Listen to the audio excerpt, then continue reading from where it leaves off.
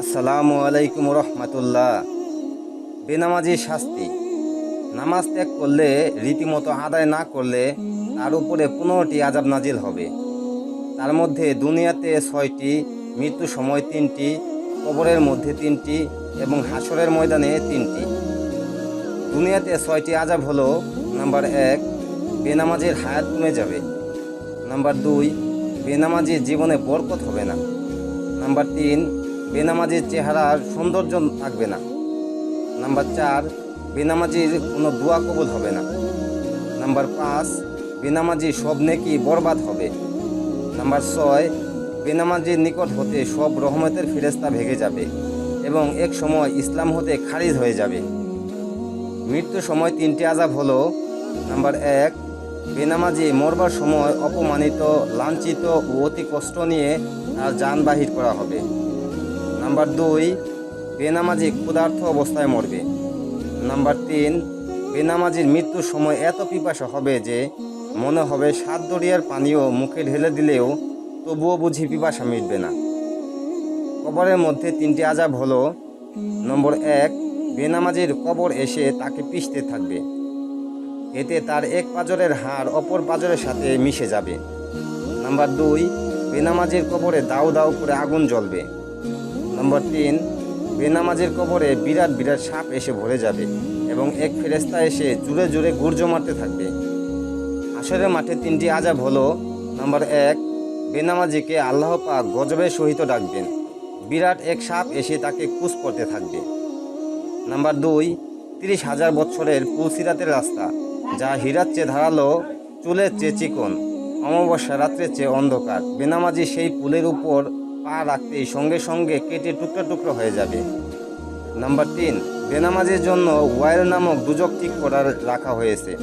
ফেরেশতা কিয়ামতের দিন দুজকে ফেলে সেখানে তাকে আযাব দিতে থাকবেন। সেদিন দুনিয়ার বেনামাজি বাদশাকে বলা হবে, কেন নামাজ পড়নি? সে বলবে, ব্যস্ততার জন্য সময় পাইনি।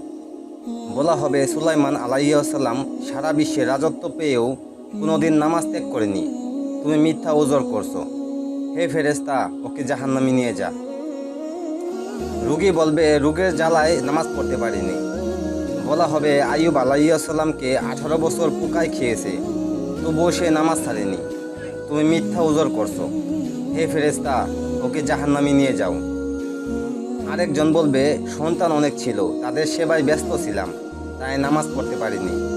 বলা হবে, ইয়াকুব আলাইহিস সালামের ছেলে মেয়ে তোমার চেয়েও বেশি ছিল, ইউসুফের জন্য কাঁদতে কাঁদতে অন্ধ হয়ে গিয়েছিল, তবুও সে নামাজ ছাড়েনি। ফেরেশতা, এই মিথ্যাবাদীকে জাহান্নামে নিয়ে যাও। বেনামাজি স্ত্রীলোককে হাজির করা হবে। সে বলবে, স্বামীর কাজের চাপে তাহার ভয়ে নামাজ পড়তে পারিনি। বলা হবে, ফেরাউনের স্ত্রী, আসিয়ার স্বামী বড় জালিম নাকি তোমার স্বামী বড় জালিম? জালেমের বিবি হয়েও আসিয়া নামাজ ছাড়েনি, তুমি মিথ্যা ওজর করছো। হে ফেরেশতা, ওকে জাহান্নামে নিক্ষেপ করো। আমাদের নবী সাল্লাল্লাহু আলাইহি ওয়াসাল্লাম বলেন, বেনামাজির 2 হাত জিনজির দ্বারা বাঁধা হবে। অতঃপর ফেরেশতাগণ তার মুখমণ্ডলে ও পৃষ্ঠে আঘাত মারতে থাকবে। তখন বেহেশত ডাক দিয়ে বলবে, ওহে আল্লাহর শত্রু, আমার সহিত তোমার কোনো সম্পর্ক নাই, আমিও তোমার নই এবং তুমিও আমার নও। তখন দোজখ তাহাকে ডেকে বলবে, আসো আসো, আমার দিকে আসো, আমি তোমার, তুমি আমার।